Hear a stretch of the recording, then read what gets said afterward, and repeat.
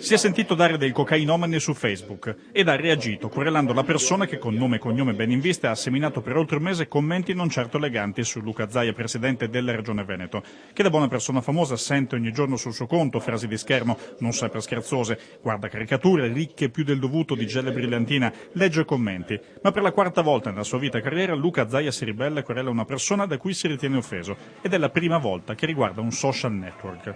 La vicenda l'ha portata alla ribalta il giornale di Vicenza, zona di residenza del presunto infamatore di Zaia. Neanche un ragazzo, tra l'altro, ma un medico dipendente di una unità sanitaria della provincia berica che da metà settembre nella pubblica bacheca di una sua amica ha scambiato battute di questo tenore. Veneto indipendente? E poi lo diamo in gestione aer sniffata? Ma chi sarebbe sto personaggio?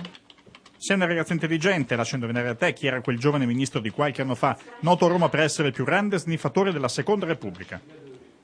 A questo punto si introducono gli altri social amici che tratteggiano figure di presunti sniffatori della Prima Repubblica, come quel ministro coi capelli lunghi di Venezia che amava la discoteca, malgrado i suoi 130 kg. E dai, l'amica alla fine ci arriva. Ma intendi Luca Zaia? Sniff, sniff. L'amica dice che su di Zaia non aveva mai sentito nulla. Poi però il medico riprende. Vuoi sapere un'altra voce che gira a Roma su un leader di partito di centro, ultracattolico, 2 matrimoni e figli vari? Sai che convive a Roma con un altro ometto? Ma che sei, la Maria De Filippi del gossip politico? A distanza di settimane poi, sempre sulla bacheca pubblica, i due sono tornati a scambiarsi messaggi su Zaia, chiamato in causa in questo caso con il nome di Luca Luca. Qui specifica, finché non prende i voti di Don Ciccio e si limita a qualche pistina bianca, può stare al suo posto droga e mafia in uno stesso messaggio. Scherzoso finché si vuole, ma pubblico. Il medico, ha detto Zaia, si è scusato adducendo il fatto che credeva di aver scambiato messaggi privati con l'amica dal suo BlackBerry ed invece ne parlava davvero in pubblico. Il tono usato, dice, era quello di una disfida come tra interisti e juventini, con una sua amica leghista.